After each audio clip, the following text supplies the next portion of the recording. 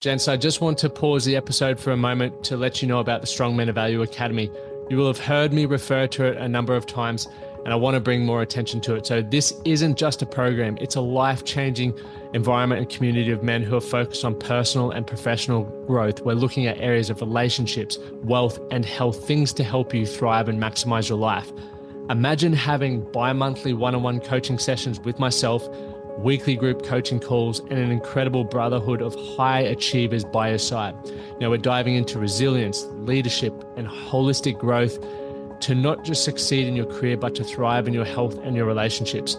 Your journey to greatness, it starts here. So join the movement and you can apply for the Strong Men of Value Academy. You can head to themanthatcanproject.com to find out more. Welcome back, gents. I have just arrived back in Nashville, and on Monday, I was on ABC Radio, interviewed by Rebecca Livingston, and it was an awesome chat. It's always a privilege to be able to speak with people with such large platforms.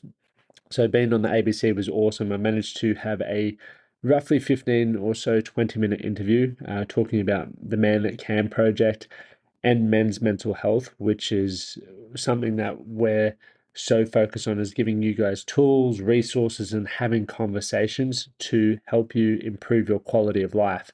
And this episode is no different. So just before we dive into the episode, I do want to remind you, on Monday morning, the Iron Cowboy is on the show. So if you haven't heard of the Iron Cowboy, he originally, back in 2014, completed 50 full-length Ironman in 50 days across 50 states of America. Then in 2021, he did 101 Ironmen consecutively. So really inspiring story about grit, mindset, and community that will be going live on Monday.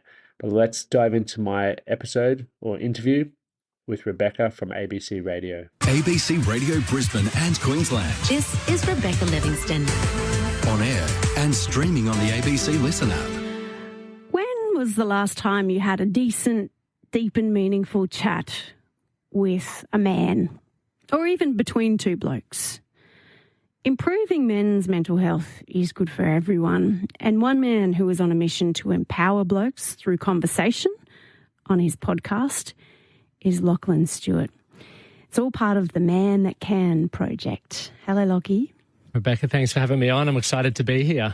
What is the Man That Can project? So we're a men's performance organisation where we've really prioritised and focusing on helping men live inspired lives, and we've broken that down into frameworks to give men more certainty in the things that they can develop in order to be better husbands, better fathers, better men, and just maximise what's available for them in life. So we started that in 2017 with men's groups, where we literally were bringing men from all walks of life together to have conversations and share challenges, and then it's continually evolved after that. It's like, okay, well, we're now opening up and we're building relationships, expressing vulnerability. What's the next thing that we can do to help move people to where they want to get to? What was the catalyst for it in the first place?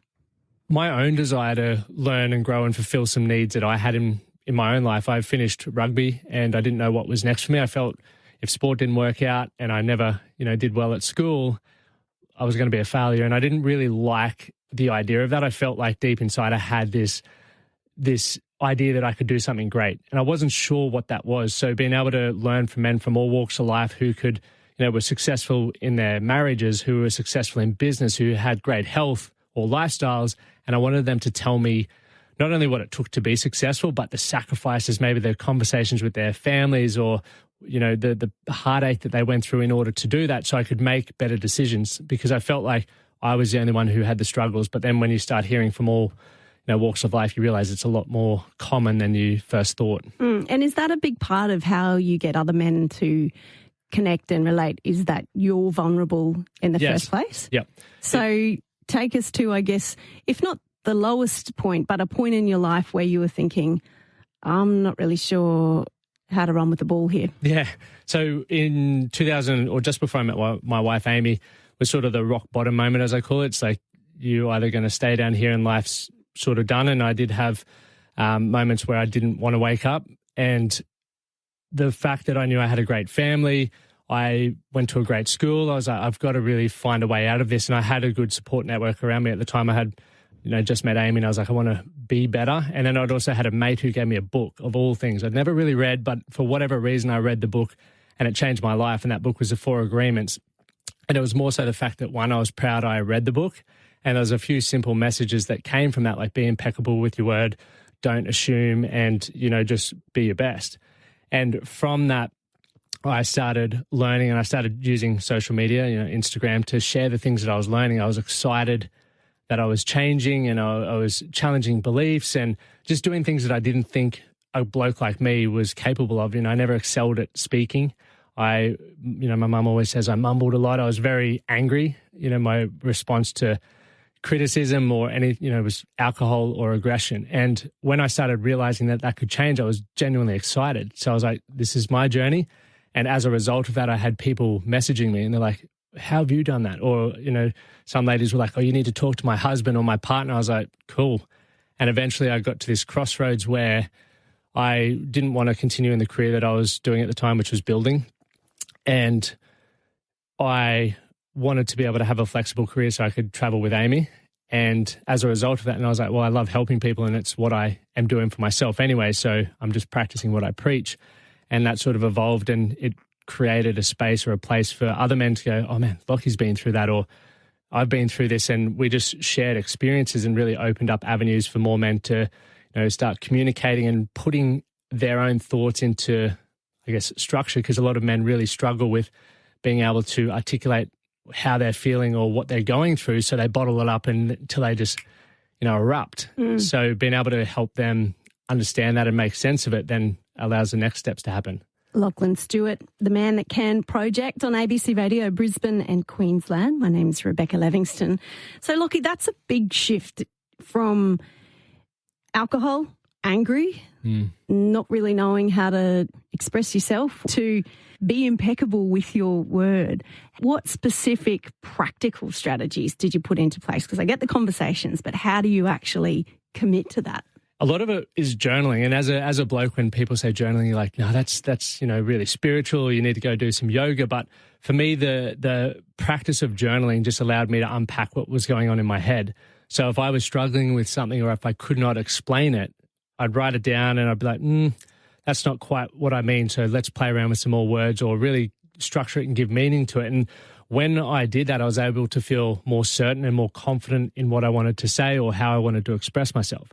And when you become confident and certain, a lot of the overwhelm disappears and you really start to feel like you have value and you have purpose. And from that, it just leads from one step to the other. So the practical step, and it does sound quite easy, is literally just start brain dumbing, writing down. And people get stuck with the whole, what do I journal? Do I need to say Dear Diary or whatever it is? But it could literally be, there's some days, even to this day, where I might have nothing to write. So I'll just start with the date and I'll start it. And then some days I'll have an awesome, brain dump. Other days it's just literally like, this is what I'm doing today. But it just is really unpacking and making sense of what's going on in your head, because if you just leave it up there, it's like throwing in so much information. We've got social media, people are listening to this now, we're constantly consuming.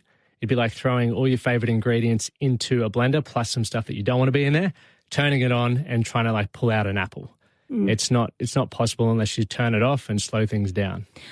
I love that you journal, because I think as well, to make a sort of a gender stereotype, I think a lot of women write. A lot of women, I think, more so keep gratitude journals. You don't hear blokes talking about it so much.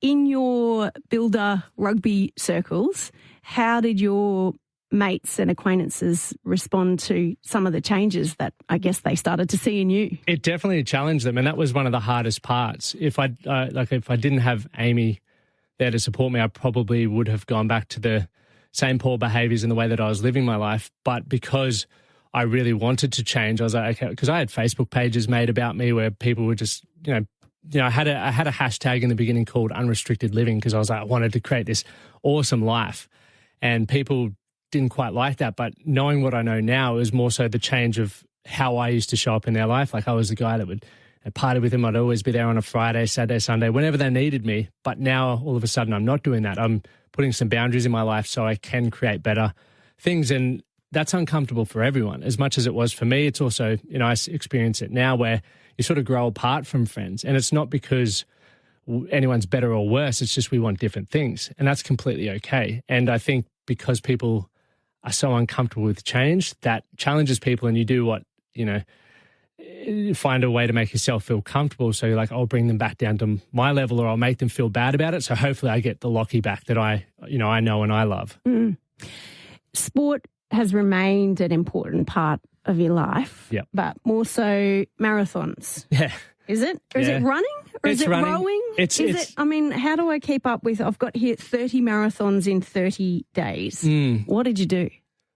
Decided to row 30 marathons in 30 days. Amy was jetting off to Nashville, so I was like, I've got a whole month by myself. What can we do to bring the community together, but also get to challenge myself? Because one of my, things that I love is you learn a lot from sport, whether it's team or individual. You can learn a lot about your mindset. You've got to plan, you've got to train, things go wrong, all things that happen in life.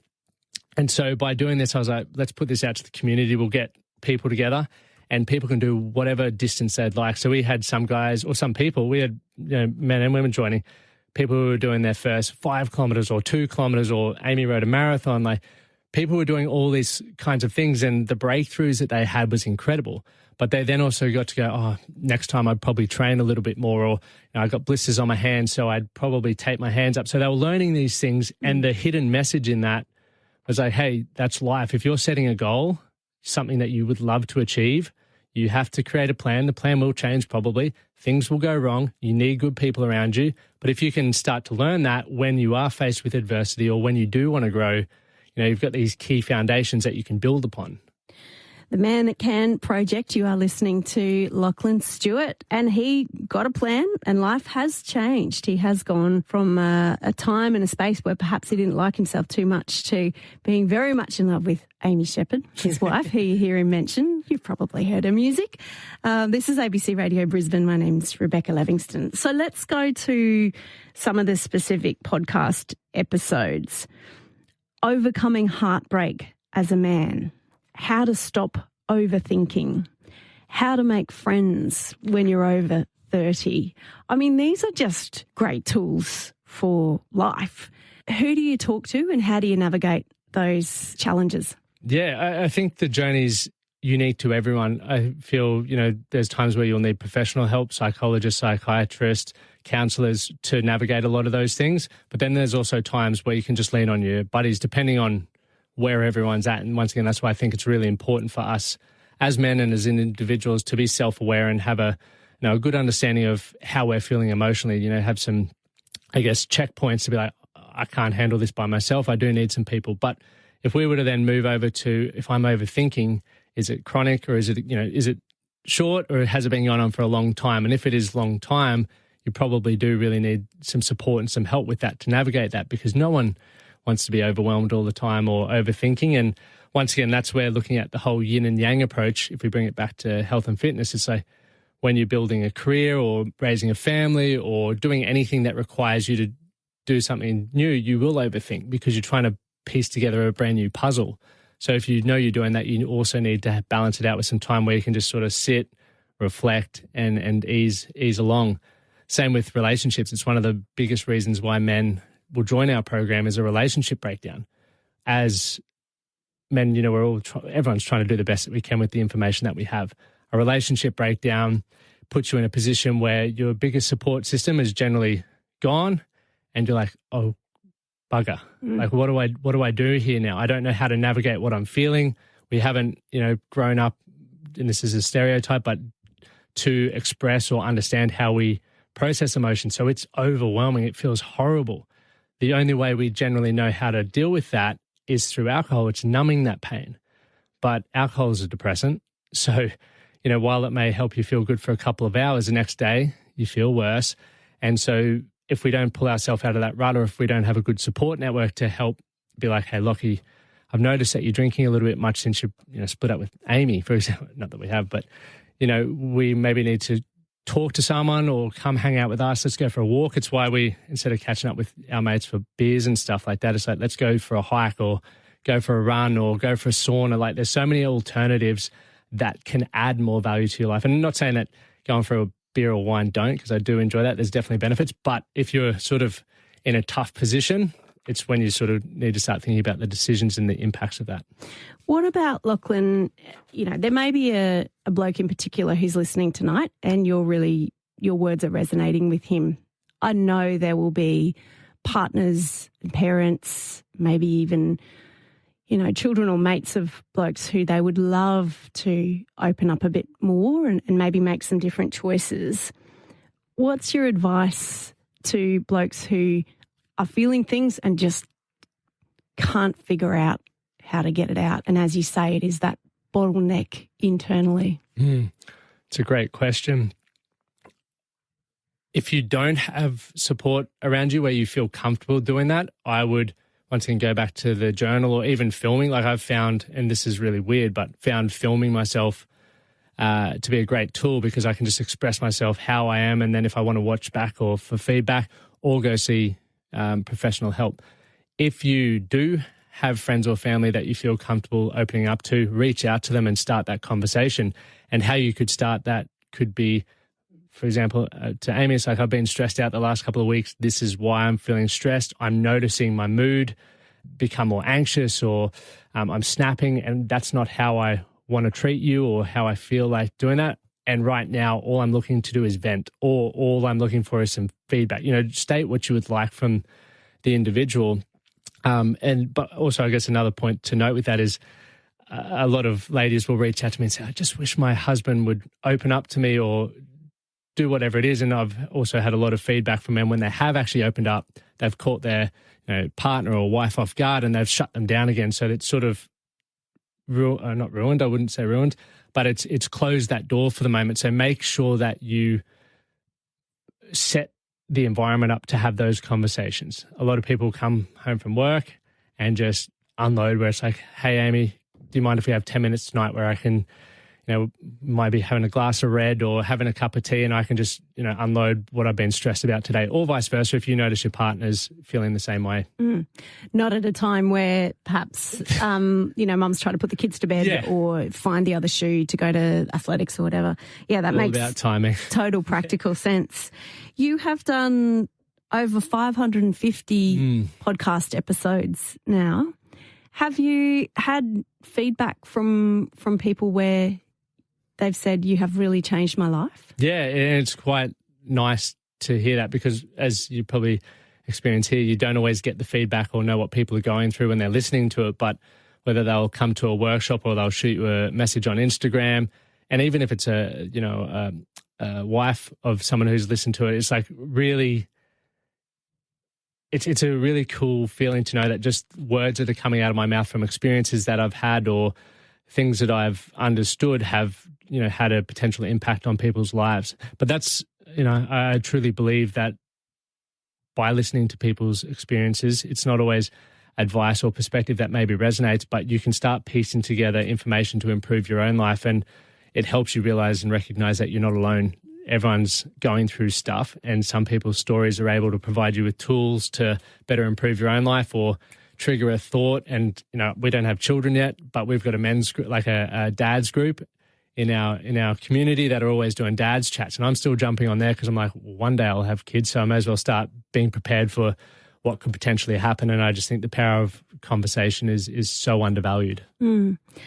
I wish you every success with this, because so many of the big challenges that we have in society around men's mental health in particular, suicide, domestic violence, so much of what you're touching on here feeds in to those relationships which we need to be strong and healthy, and perhaps that strength is really so much more about vulnerability. Good on you, Lockie. It's so good to hear the avenues you are opening up, and congratulations. Thank you very much. And I think a final message is for the men who are looking for support, as well as if you don't resonate with my message, there are so many other men's groups or opportunities available. And I think it's really important to find what you resonate with and use that as a path or a vehicle to, be the best version of yourself. Because to your point, like the suicide, domestic violence and stuff, a lot of helping you become more aware of your emotions and your thoughts and feelings and behaviours can be improved by being around the right